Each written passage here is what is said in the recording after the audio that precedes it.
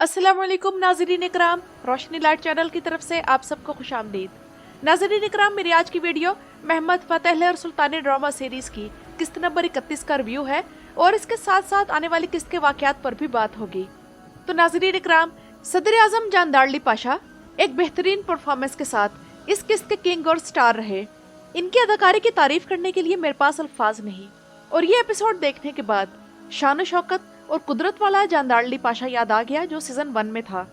इस हफ्ते फिर से टर्किश ड्रामा की तारीख में एक ऐसी किस्त देखने को मिली जिसकी तारीफ के लिए अल्फाज खत्म हो जाते हैं, मानी बेकार हो जाते हैं।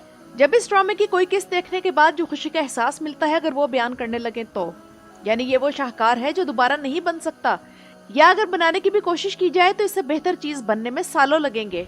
इस एपिसोड का आगाज भी इतना एक्साइटमेंट वाला था और मैदान जंग के सीन्स देखते हुए मैं इतनी टेंशन में थी कि कीनू खाते हुए हाथ और मुंह तेजी तेजी से चल रहा था और मुझे पता भी नहीं लगा मैंने कितने कीनू खा लिए। लेकिन जब जान दार्ली सुल्तान को घसीट कर कौस्तंतीनिया के मरकजी दरवाजे से बाहर निकाल लाया तब कुछ भी खाने का दिल ही नहीं कर रहा था, एकदम ही दिल उदास हो गया। कहने का मकसद ये है कि व्यूअर को बिल्कुल अपनी ग्रिप में इस ड्रामे ने कर रखा होता है और व्यूअर्स इस ड्रामे के फ्लो के हिसाब से चलते हैं। तो नाजरीन इकराम, फिर से जान दार्ली के किरदार की तरफ आते हैं, क्योंकि ये वो है कि अगर आप समझते हैं कि कुर्चुद्वान जबरदस्त जंगजू है और उस जैसा कोई है ही नहीं और उसके उस्मानी थप्पड़ का कोई तोड़ नहीं, तो याद करें कि सीजन 1 में किसने कुर्तुजवान को धूल चटाई थी। वो जान दार्ली था, सदर आजम जान दार्ली खलील पाशा। इस किस्त में जान दार्ली का वही वर्जन हमारे सामने आ गया जो अपनी बात के सामने किसी की बात बर्दाश्त नहीं करता, चाहे वो सुल्तान ही क्यों ना हो। और मैंने अपनी इस पिछली वीडियो में जो सिनेरियो जिक्र किया था तो राइटर ने सेम वही सिनेरियो जान दार्ली की गद्दारी के हवाले से पेश करना शुरू कर दिया है। लेकिन बहरहाल जान दार्ली एक अजीम किरदार है। इसकी हरकत, इसकी आवाज, इसका तकब्बुर, इसका कीना और इसकी जहानत सब बाकमाल है। और जब जान दार्ली सुल्तान को लेकर बाहर आया तो यूं महसूस हुआ कि जान दार्ली शिकस्त के आसार नजर आने के बाद जैसे कोई बड़ा किसी बच्चे को लाता है तो इसी तरह सुल्तान को कान से खींच कर ले आया है। सुल्तान के दीवान को अगर कोई रौनक बख्शता है तो वो जान दार्ली का किरदार है। लेकिन अब सुल्तान और जान दार्ली के दरमियान इस मुहिम के हवाले से क्लैश पैदा होना शुरू हो गया है जिस तरह सीजन 1 में था।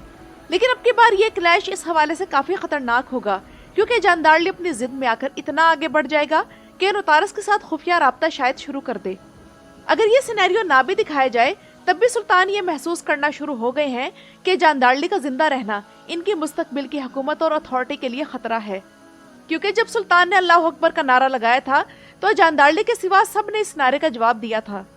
और जिस तरह जान दार्ली सुल्तान को घसीट कर मैदान जंग से बाहर लाया तो कल को वो बाकी मामलात में भी यही तरीका अपना सकता है। और जो ताल्लुकात बज़ाहिर इन दोनों के दरमियान इस सीजन में अच्छे हुए थे तो इसकी वजह सुल्तान का उसे माफ करना था और उसकी हरकतों को बर्दाश्त करना था। दूसरा ये कि वो फौज का कमांडर भी है। लेकिन बहरहाल मैदान जंग से बाहर आने वाले सीन में सुल्तान फातेह का रोना सिर्फ एक सीन ही नहीं बल्कि एक इमोशनल आउटबर्स्ट था।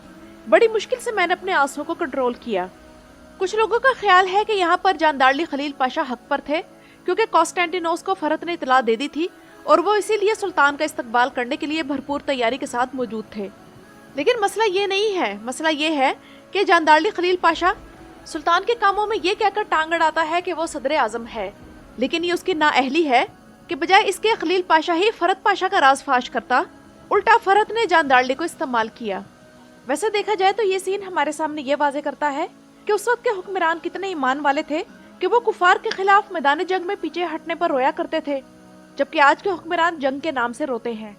तो एक तो इस सीन में सुल्तान के अपने मिशन से वाज़ेह तौर पर मोहब्बत नजर आई और दूसरे मौके पर इस किस्त में तब नजर आई कि जब उसे एहसास हुआ कि उसकी बीवी और बच्चा उसके मकसद की राह में रुकावट बनने जा रहे हैं तो उसने फौरन एक्शन लिया और एवरेनोस अली बे को वहां के लिए रवाना कर दिया।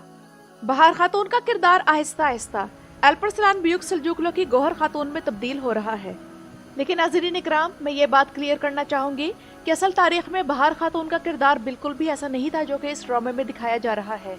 बहार खातून वालदा सुल्तान थी और शायद इस ड्रामे के राइटर्स को गैर मुल्की ख्वातीन से कोई मसला है क्योंकि बहार खातून यूनानी है, जबकि उधर गुलशा खातून जो कि एक टर्किश इमारत के सरदार की बेटी है तो उसे एक ख्याल रखने वाली माँ और एक वफादार बीवी की सूरत में पोर्ट्रेट किया जा रहा है। हालांकि गुलशा खातून का तारीख में कोई खास जिक्र नहीं और ना ही वो सुल्तान के इतने करीब थी जितना उसे दिखाया जा रहा है। اور شاید یہ حالات پیدا کرنے کی وجہ یہ ہے کہ ڈرامے میں آگے جا کر انہی حالات کی وجہ سے سلطان فاتح بہار خاتون اور اپنے بیٹے باعزید کو منیسا کی سنجا کی طرف بھیج دیں گے. لیکن ایسا نہیں ہے کہ تاریخ میں بہار خاتون کو جلاوطن کیا گیا تھا، بلکہ پروٹوکول کے مطابق باعزید کو منیسا کی سنجا کا گورنر بنا کر بھیجا گیا تھا اور اس کی نگرانی کے لیے اس کی والدہ بہار خاتون ساتھ تھی. تو میں نے سوچا کہ ڈرامے کی کہانی کو سامنے رکھتے ہوئے میں تاریخ کی درست باتیں آپ لوگوں کے سامنے پیش کر دوں، جو کہ بہار خاتون کے حوالے سے ہیں. جبکہ فرحت پاشا کا خاتمہ ہو چکا ہے، دلولِ شارترول کے کرد اوغلو، قدس فاتحی صلاح الدین ایوبی کے ریحانی اور سلطان فاتح سیریز کے فرحت پاشا تک اس اداکار کا یہ زبردست سفر ہے. اور اگر آپ کو اسے کسی برے کردار میں دیکھ کر اسے نفرت محسوس ہوتی ہے تو اس کا مطلب یہ ہے کہ یہ اپنی اداکاری میں کامیاب رہا ہے. ناظرین اکرام، مجھے لگتا ہے کہ اگلی قسط میں فاطمہ خاتون کی شہادت ہونے والی ہے، اور جو سینیریو مصطفیٰ کی شہادت کے بارے میں اپنایا گیا تھا، سیم وہی سینیریو فاطمہ خاتون کی شہادت کے بارے میں ہوگا. کہ جیسے فرحت پاشا نے مصطفیٰ کے بارے میں یہ مخبری کی تھی کہ یہ سلطان فاتح کا جاسوس ہے، تو فرحت پاشا کی موت کے بعد فاطمہ خاتون کے بارے میں گنیڈیوس یہ بتا دے گا کہ اس نے فاطمہ خاتون کو فرحت پاشا کی اصلیت کے بارے میں بتایا تھا. اس کے بعد شاید اسے قتل کر دیا جائے. ایک اور بہت اہم سین قیدیوں کے تبادلے والا تھا. بے شک کافر بازنطینیوں نے مسلمان قیدیوں کو بے دردی کے ساتھ شہید کیا، لیکن اس موقع پر بھی سلطان فاتح نے شریعت کے احکامات کو سامنے رکھا، اور اس موقع پر بھی وہی کیا جو کہ اللہ اور اس کے رسول کا حکم تھا. اب یہاں ناظرین اکرام، آنے والی قسط کے حوالے سے آپ لوگوں کو میں خبر دینا چاہوں گی کہ قسط نمبر 33 میں قسطنطینیہ کی فتح دکھا دی جائے گی. تو اس حساب سے اگلی قسط وہ قسط ہوگی جب ہم زمین پر کشتیاں چلنے والے سینز دیکھیں گے. اس کے علاوہ چند کرداروں کی زندگی اب چند قسطوں تک محدود رہ گئی ہے. اور اس ایپیسوڈ میں محمد نے جب کہا کہ قسطنطینیہ یا تم مجھے لے لو گے یا میں تمہیں لے لوں گا، تو یہ تاریخی الفاظ تھے. اس ڈرامے میں ایک بھی سین ایسا نہیں تھا کہ جس میں کوئی کمی ہو. کوالٹی، ڈائریکشن اور بیٹل سینز سب بالکل حقیقی تھے، جیسے کوئی اصلی لڑائی ہو رہی ہو، جبکہ آتش یونانی کے سینز تو بالکل اصلی تھے. اور کیا آپ لوگ جانتے ہیں کہ لڑائی کے دوران گریک فائر سے جلتے ہوئے جو لوگ دکھائے گئے تھے ان کے جسموں کو واقعی آگ لگائی گئی تھی، اور جب سین ختم ہوا تو فائر ایکسٹنگوشرز لائے گئے اور ان کی آگ بجھائی گئی. تو ریالٹی کے حوالے سے واقعی یہ ایک آئیکونک سیریز ہے. اور ناظرین اکرام، آخر میں یہی کہنا چاہوں گی کہ ہم میں سے بہت سے لوگ اسلام کو کس طرح بہت ایزی اور فار گرانٹیڈ لیتے ہیں، حالانکہ اتنی بڑی اور اتنی زیادہ قربانیوں کے بعد ہم تک پہنچا. اللہ تعالیٰ ان سب کو جنت کے اعلیٰ مقام عطا فرمائے جنہوں نے اسلام کی سربلندی کی خاطر اپنی جانیں دی اور کسی بھی طرح اس کے پھیلانے کے لیے کام کیا. اور یہ تو تھی میری آج کی ویڈیو. اپنی رائے کا اظہار کمنٹس میں ضرور کیجیے گا. میرے چینل پر آنے کا شکریہ.